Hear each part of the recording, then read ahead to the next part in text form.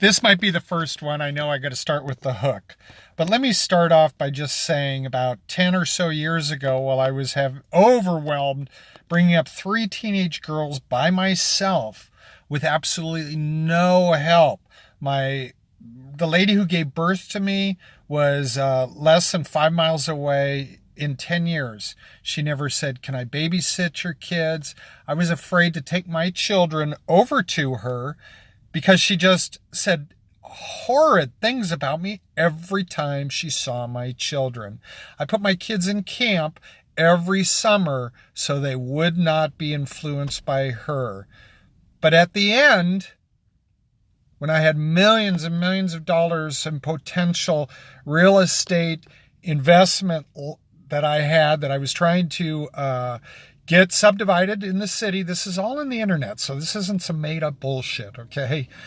So I'm top real estate realtor, top 3% in the nation for Century 21, bringing up three teenage girls by myself. Yeah, I was fucking overwhelmed. Overwhelmed. And somebody called, said my oldest daughter, who had just gotten her license in a car given by the lady who gave birth to me, was drinking and partying. So as a concerned parent, I took away her car, knowing that now I would have to be shuttling three people back and forth to school constantly, plus working, plus everything else.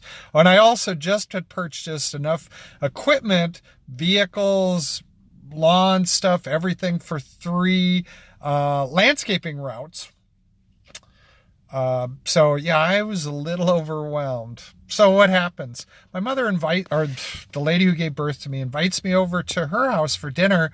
And at the end, I was like, wow, she didn't even say anything bizarre or anything. And I'm outside the door and she grabs me and she says, I don't want you to take away Dana's car. And I explained to her that she's been drinking and this is the fastest way to stop that, which it was.